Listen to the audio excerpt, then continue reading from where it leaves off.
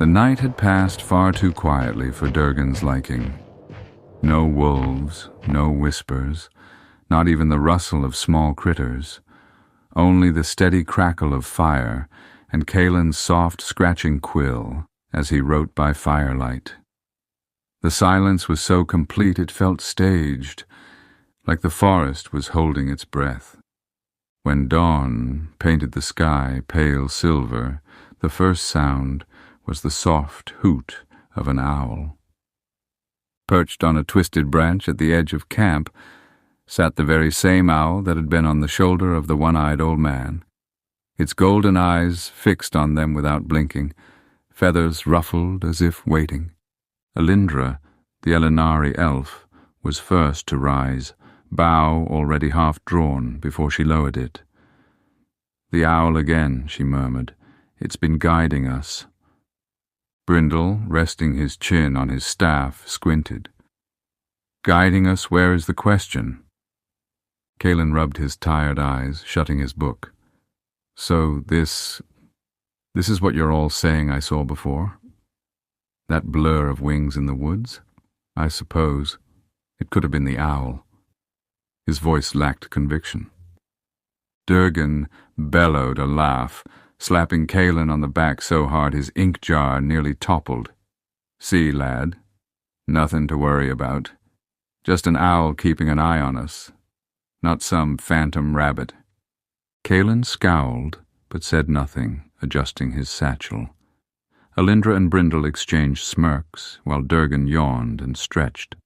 "Whatever these woods throw at us," Durgan declared, hefting his axe, "me and this beauty will cut the bastards down, though by the gods, if I had some ale, it'd be a proper start to the day." That cracked the gloom, Brindle chuckling. "Maybe there's a hidden merchant in the ironwood. If so, may they sell enchanted drinks to silence you." "And strong," Alindra added, winking at the warrior. Durgan puffed his chest. "Now that's the talk I like, elf." The owl turned silently and flapped deeper into the tree line. They followed through the twisted canopy until the forest swallowed them. When the trees parted to a clearing, the owl vanished without a sound. Kalen frowned. "Not suspicious at all." Then came the shrieks. They ripped through the sky, a storm of wings and talons descending from the black branches above. 7 harpies, eyes glowing with feral hatred, claws extended like hooked knives. Their screeches were sharp enough to make Kalen's bones rattle.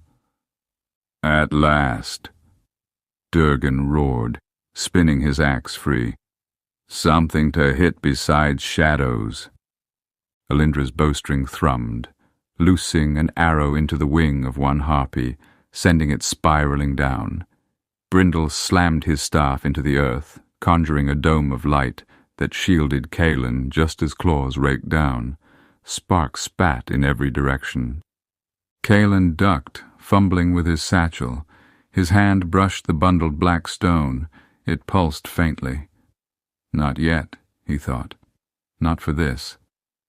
The harpies circled like wolves, striking in coordinated bursts. 2 slammed against Durgan, who laughed as he met their claws with his axe, sparks flying. Alindra's arrows whistled with deadly precision, piercing one through the throat.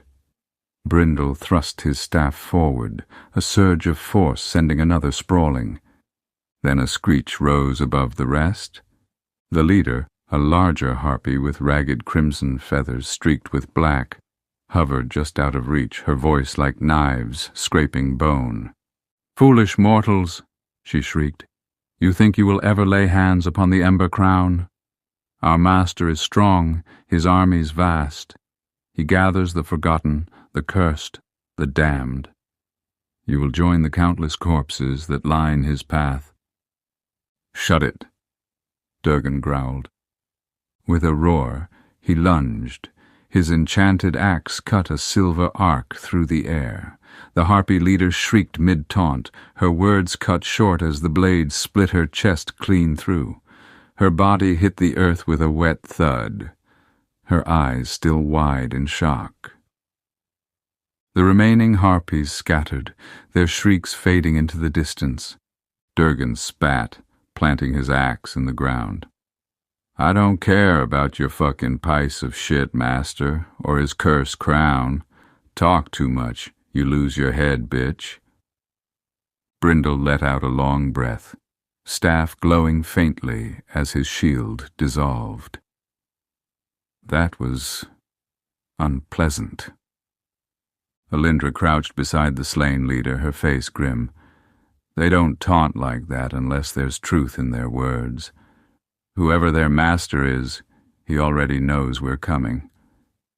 Kalen, scribbling furiously into his book, muttered, 7 harpies.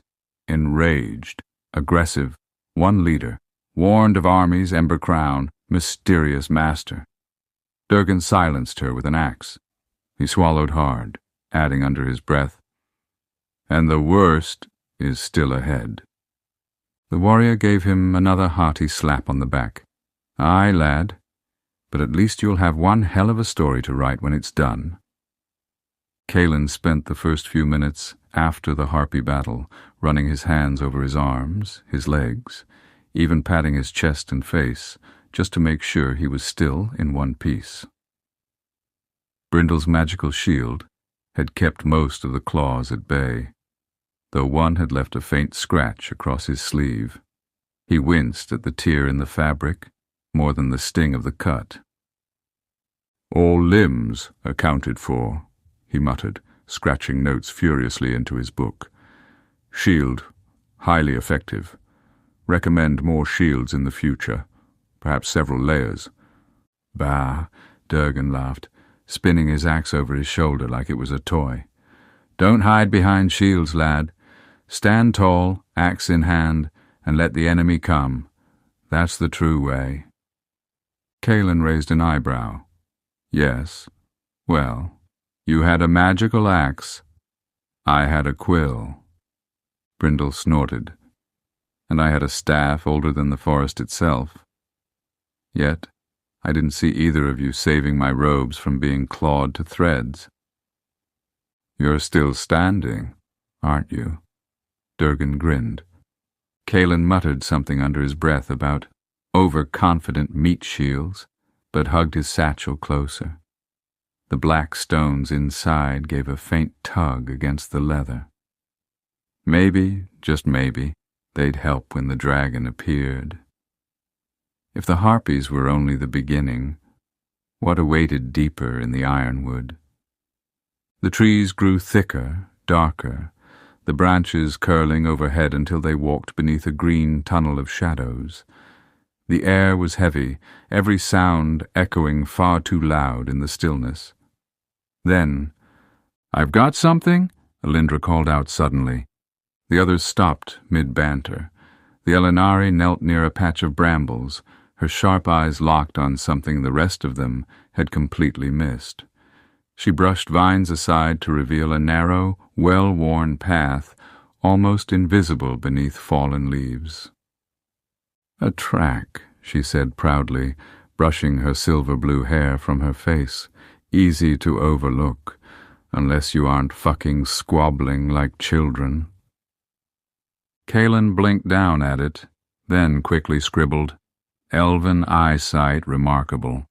Saved us from aimless wandering." "Or saved us from boredom," Durgan boomed, nudging Brindle.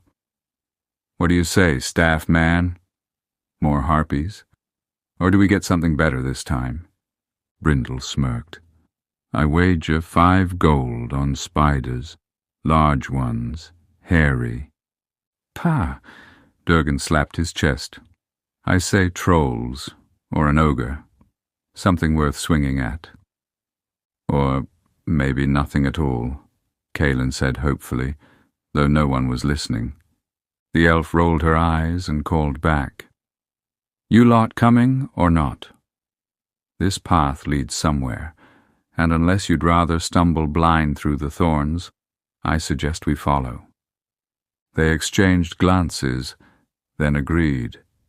It was at least easier walking than pushing through the undergrowth. The path wound deeper through the forest, and soon the air grew less oppressive. Then, just as Kaelin was beginning to relax, Brindle stopped mid-sentence. Wait, is that... At the end of the trail, half hidden by twisted trees and moss, a structure appeared. Stone walls, a slanted roof, and a battered wooden sign swaying in the faint breeze. A tavern. They stopped in disbelief. A tavern? Here? Kaelin muttered. That makes no... Before he could finish, Durgan shoved past them, tall, eyes wide with glee. Ale! He bellowed. By the fucking gods, there is mercy in this cursed forest. Alindra shook her head with a grin. Of course. He can sniff it out better than any hound. Brindle chuckled, tapping his staff along as he followed. Well, perhaps there'll be a warm fire, too. And I won't argue with that.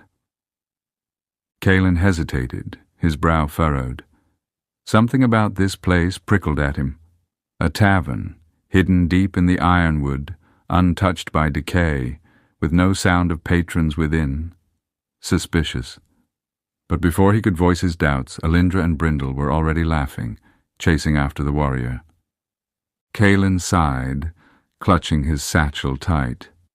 Fine. But when this turns into smoke, or worse, don't say I didn't warn you. Still, he followed, because at the very least... Ale and a warm fire sounded tempting before the bullshit started again. The tavern door slammed against the wall as Durgan charged through, arms wide, his booming voice filling the rafters. Ha! Ali! Food, by the gods, a real tavern this time! The room stilled for a heartbeat. A few patrons hunched in the shadowed corners looked up from their mugs, squinting at the strange mixed company, an armored warrior, a silver-blue elf, a white-bearded mage, and a nervous scribe clutching his satchel like a lifeline. After a brief glance, they returned to their drinks, muttering softly. Well, Alindra scoffed as she stepped lightly over the threshold. Let's hope this one doesn't vanish in a puff of smoke like the last. Agreed, Brindle said, thumping his staff against the floor. Quick, let's eat and drink before this one changes its mind about existing. They found a table near the hearth. Durgan collapsed into a chair so hard it creaked in protest. Alindra slid into her seat with effortless grace. Brindle followed with a satisfied sigh, and Kaelin lingered last, peering nervously around the room. His quill scratched against parchment, even as he sat down, eyes darting over the patrons. Maybe, just maybe, he'd catch a glimpse of the old man with the eye patch, the one who always seemed to appear when things grew strange. But there was no owl, no grizzled silhouette. Just ordinary travelers, or so they looked. The barkeep, a broad-shouldered fellow with a balding pate, wiped his hands on a stained cloth as he ambled over. Well now, he said with a warm smile, don't often see travellers this far into the ironwoods. How did you come upon our little watering hole? I found it, Alindra answered before anyone else could speak. She folded her arms proudly. A hidden track, nearly invisible to the untrained eye. It led straight here. The barkeep chuckled, shaking his head. Ah, yes, that path's kept us alive more than once. That and the old protective wards. Set there long ago by an old man with an eye patch, owl perched on his shoulder. The party nearly toppled from their chairs. Brindle's eyes went wide, his fingers tightening around his staff. Even Durgan's cocky grin faltered, leaving him momentarily pale. Kaelin fumbled his quill, ink blotting the page. He's been here? The scribe asked quickly, leaning forward, his voice unsteady. Has he been back lately? The barkeep shook his head slowly. Not in a long time. But the wards he left still hold. Mostly. Though I'll tell you this, the woods have been restless of late. Darker, quieter. Something stirs out there. The silence that followed was heavy. Even Durgan's swagger was gone for a heartbeat. Then, as if to cover the chill that had crept over the table, he slapped both hands on the wood and barked, "Enough talk of ghosts and shadows. Stew. A mountain of both." Alindra smirked and added, "Yes, yes. The scribe can stew over his mysteries while we stew over something edible." "Quest will wait," Brindle agreed with a nod, though his eyes still flicked toward the window as if half expecting to see a feathered silhouette. "My belly shall not." Kalen opened his mouth, perhaps to argue, but thought better of it when his stomach growled louder than his voice. The barkeep smirked, knowingly, inclining his head. "Coming right up. Stew, ale, and enough bread to quiet even an elf's complaints."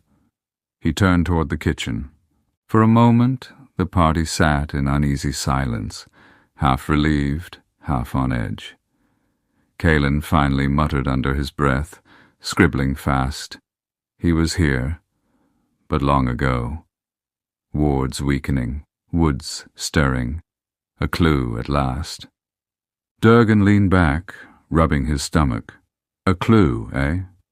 If the old man shows his face again, tell him to leave another ward over the stew pot, so it never runs dry." Alindra rolled her eyes. "You'd face a dragon with less enthusiasm than a mug of ale." Durgan grinned. "Depends on the dragon. Does it come with a keg? And so our brave heroes find themselves once more in the thick of it. Will they just sit at the tavern and wait for this chaos to blow over, or find the ember crown guarded by a not-so-average dragon? Find out next time on Fellows of Dagger Fall.